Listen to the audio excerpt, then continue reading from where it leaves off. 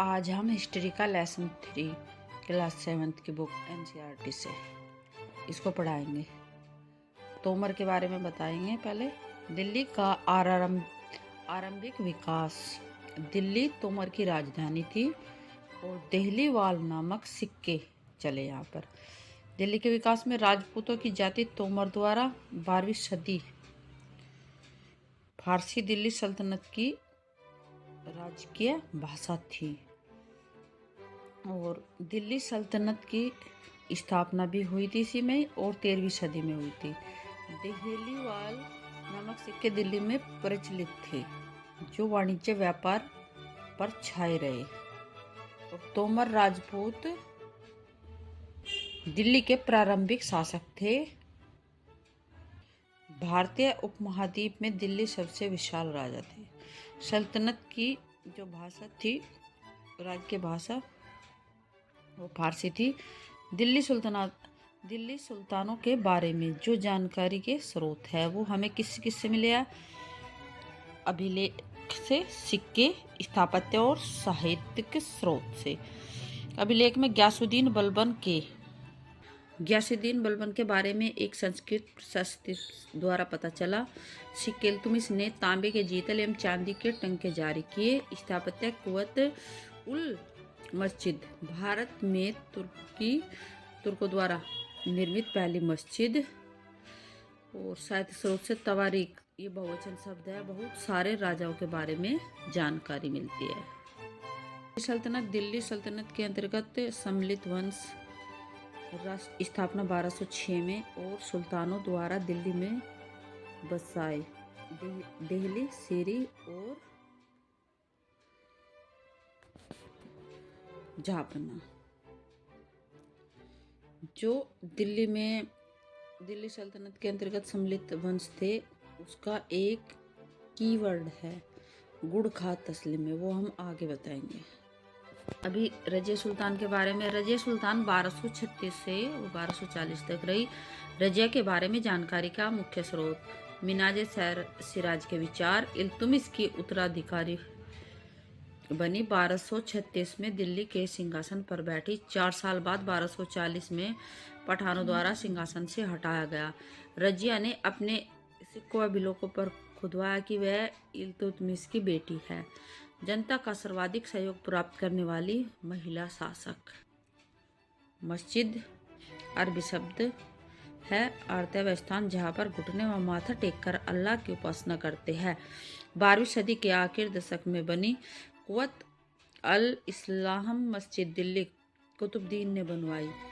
कुतुब मीनार इल्तुमिश, कुतुबुद्दीन ऐबक व फिरोज शाह तुगलक द्वारा बनवाई गई।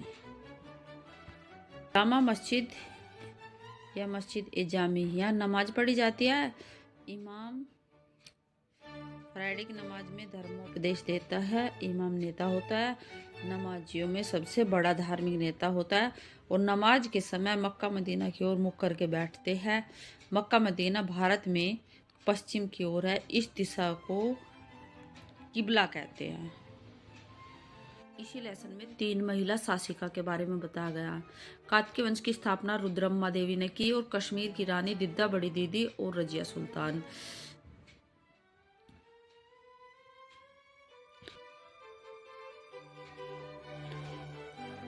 अलाउद्दीन खिलजी 1296 से 1316 दिल्ली का प्रभावशाली शासक। इक्ता व्यवस्था की शुरुआत की और उत्तर भारत व दक्षिण भारत के अभियान चलाए। श्रीनगर की स्थापना की।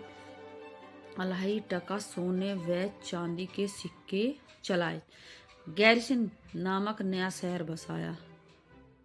दिल्ली पर हुए हमले का सामना करने के लिए एक विशाल सेना भी अलाउद्दीन खिलजी ने तैयार की।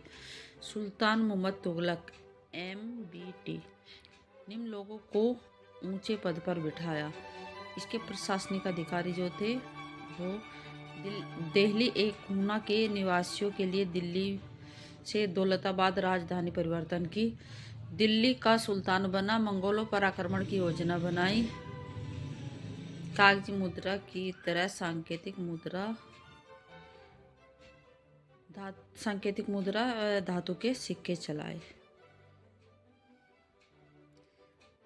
अजीज खुमार, कलाल शराब बेचने वाला, फिरोज हज्जाम बावर्ची नाई, मन का तब्बाल बावर्ची और लड्डा पीटा माली। इक्ता प्रांतों को कहा गया। इनकी देखरेख के लिए सेना नामा के रूप में सूबेदार रखे गए। इन सूबेदारों को इक्तादार कहा जाता था। कार्य कर वसूलना, न्याय व्यवस्था, सेना तैयार करना। इक्तेदार को मुक्ति भी कहा जाता है। बदंगा फारसी भाषा का शब्द है, अर्थ दास या गुलाम। फिरोज शाह तुगलक ने बनवाया। इसके लिए बेटों से बढ़कर गुलाम। यह बंदियों की देखरेख के लिए थी। इसे दीवाने बदंगा भी कहा जाता है। 4 कर और थे सुल्तान मोहम्मद बिन तुगलक द्वारा। खराज, खम्स, जजिया और जकात। खराज भू राजस्व कर है। खम्स लूट का माल बराबर बांटना। जकिया गैर मुसलमानों से लिया गया कर। और जकात है मुसलमानों के धार्मिक नेता।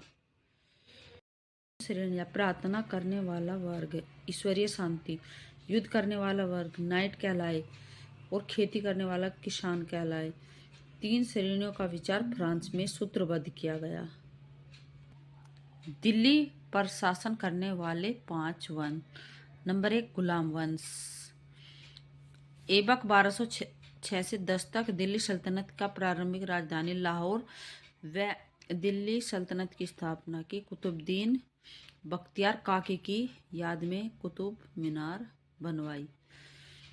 शमसुद्दीन इल्तुतमिश 1210 से 36 तक गोरी के 40 संघों को एकत्रित किया और चालीसा का नाम दिया। रजिया को उत्तराधिकारी बनाया। कुतुब मीनार को पूरा करवाया। तुर्क ए चहलकली का गठन किया। रजिया मुस्लिम 1236 से 40 तक महिला शासिका थी। जनता का समर्थन प्राप्त कर गद्दी पर बैठी। रुकनुद्दीन रजिया का भाई, इसकी माँ साहतू करान एक दासी थी। गयासुद्दीन बलबन 1266 से 1287।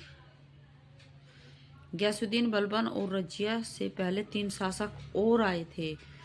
1240 से और 1242 तक बहराम शाह, 1242 से 1246 तक मसूद शाह, 1246 से 1266 तक नसरुद्दीन मुहम्मद। इनके काल में नायाब ए मुस्लिम पद पर बलबन। दीन बलबन 1266 से 1287। राज्य संकीर्ण विचारधारा पर आधारित, रक्त एवं लौह की नीति पर आधारित। बलबन की मृत्यु के बाद उसका पोता केकवात बलबन की एक संस्कृत प्रशस्ति भी पाई गई। इनकी हत्या जलालुद्दीन ने की और स्वयं शासक बना। रक्त एवं लौह की नीति पर आधारित कठोरता पर बेस्ड शासन व्यवस्था। कैमूर को शासक बनाया और इसकी हत्या जलालुद्दीन खिलजी ने की। खिलजी वंश की स्थापना की और बलबन की मृत्यु के बाद उसका पोता कैकुद्दीन शासक बना। खिलजी वंश की स्थापना बलबन के समय में राजाओं के इतिहास परिस्थितियों के लेखकों को तवारीख कहते थे। ये राजाओं को सलाह एवं प्रशासन चलाने के नेतृत्व देते थे। फिर आया खिलजी वंश 1290 से 1320 तक। इसमें जलालुद्दीन और अलाउद्दीन और मुबारक शाह। जलालुद्दीन का है 1290 से 96, अलाउद्दीन का है 1296 से 1316 और मुबारक शाह का 1316 से 1332 तक। जलालुद्दीन का भतीजा अली गुरदास, इसने अपने चाचा की हत्या की और स्वयं अलाउद्दीन खिलजी के नाम से जाना गया। बच्चों लेसन 3 में इतना ही। आप वीडियो ध्यान से देखिएगा और पढ़िएगा। जो इम्पोर्टेंट लाइन थी सारी हमने इसमें नोट कर रखी है। Bye bye.